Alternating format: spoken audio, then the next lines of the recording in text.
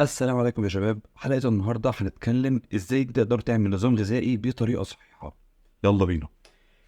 خلينا متفقين ان انت تقدر تاكل رز او تقدر تاكل مكرونة وتزيد، او تقدر تاكل رز وتقدر تاكل مكرونة او اي اكل انت عايزه وتقل كمان. بس الفكرة كلها ان ده بيعتمد على حاجة اسمها السعرات الحرارية. طب ايه هي السعرات الحرارية اصلا؟ السعرات الحرارية ببساطة، باختصار، هو الطاقة الموجودة جوه الأكل، اللي بتساعدك إن أنت يكون قلبك شغال، اللي بتساعدك إن أنت تتنفس، اللي بتساعدك إن أنت تتحرك، بتساعدك إن أنت تمشي، بتساعدك إن أنت تروح الشغل. كل ده هي السعرات الحرارية. فبالآخر السعرات الحرارية هي الطاقة الموجودة جوه الأكل علشان نقدر نعمل أي أنشطة خاصة بينا. طب إيه هي بقى المكونات اللي بتدينا سعرات حرارية؟ المكونات اللي بتدينا سعرات حرارية اللي موجودة في الأكل هم 3 مكونات: بروتين، كارب، فاتس. تمام؟ بروتين، كارب، فاتس. البروتين فيه 4 جرام سعر حراري لكل جرام بروتين، والكربوهيدرات كل جرام كارب بيدينا 4 سعر حراري. انما الفاتس اللي هو الدهون، فواحد جرام فاتس بيدينا 9 سعر حراري. طب دلوقتي عرفنا ايه هي مكونات السعرات الحرارية وايه هي السعرات الحرارية. طب برضو ازاي اعمل نظام غذائي؟ اقول لك اهدى معايا شوية.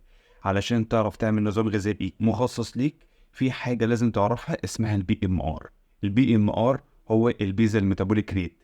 البيزا الميتابوليك ريت باختصار، يعني عشان اختصر عليك الكلام الكتير جدا، هو الطاقة اللي انت محتاجها علشان تقدر تقوم بالعمليات الحيوية الخاصة بيك، اللي انت يعني يفضل على الأقل قلبك شغال، تقدر تتنفس، اللي هو العمليات الحيوية الطبيعية اللي انت علشان تفضل عايش.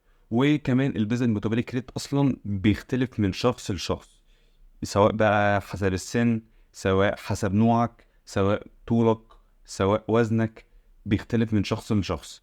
وتسهيلا ليكو انا هحط لكم لينك في الوصف، هيكون في هتدخل سنك وطولك، وهتدخل وزنك وتدخل نوعك سواء ذكر او انثى، وساعتها هتعرف البي ام ار بتاعك. بعد ما بتعرف بقى البي ام ار بتاعك، ساعتها انت في عندنا مستويات للاكتيفيتي ليفل بتاعنا، او مستويات النشاط بتاعتنا.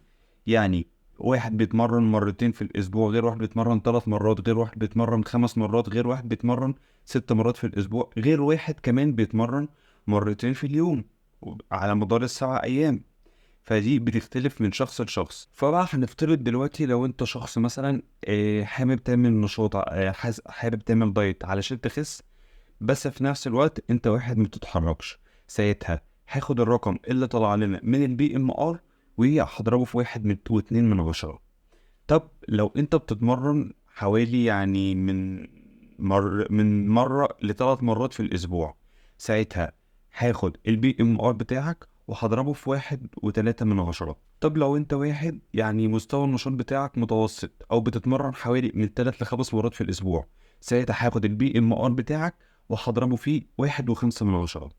طب لو انت شخص نشيط وبتتمرن 6 أو 7 مرات في الأسبوع، ساعتها هاخد البي ام ار بتاعك وهضربه في 1.7. طب لو انت بقى شخص اصلا يعني رياضي اصلا وبتتمرن مثلا وبتلعب رياضة تانية بجانب مثلا الجيم او كده، ساعتها هاخد البي ام ار بتاعك وهضربه فيه 1.9. بعد بقى ما خلصنا كل ده، كده احنا عندنا توتال السعرات بتاعة الثبات بتاعتك. يعني كل ده اللي احنا عملناه ده، دي سعرات الثبات بتاعتك. طب انت دلوقتي لو انت حابب مثلا تزيد في الوزن او تزيد كتلة عضلية، ساعتها هتزود 500 كالوري زيادة فوق الرقم اللي طلع لنا، بمعنى هتزود 500 سعر حراري. ولو انت عايز تخس فالرقم اللي طلع لنا، ساعتها هنقلل 500 كالوري زيادة عن احتياجنا، بحيث ان احنا نقدر نخس. وعلى فكرة خلي بالكم، احنا ممكن نقل برضو كمان عن 500، بس الفكرة كلها ان احنا على قد ما نقدر ما نقلش عن مستوى البي ام ار بتاعنا، علشان ما يحصل لناش مشاكل صحية. وعلشان نبسط لكم الشرح اكتر، فرأيي ان انت تجيب ورقة وقلم وتكتب معايا مثلا المثال ده، والمثال ده هيسهل لك كتير جدا. جاهزين؟ يلا بينا. بصوا، اول حاجة هتحسب البي ام ار بتاعك. تمام؟ في البي ام ار بتاعك اللي هتعمله كالاتي: طبعا هتخش على السايت اللي انا هسيبه طبعا في الديسكريبشن، وهتجيب البي ام ار بتاعك. البيانات اللي هتدخلها، هتدخل طولك، وهتدخل وزنك، وهتدخل سنك، وهتدخل النوع بتاعك. تمام.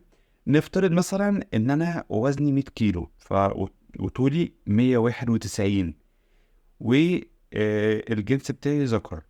تمام.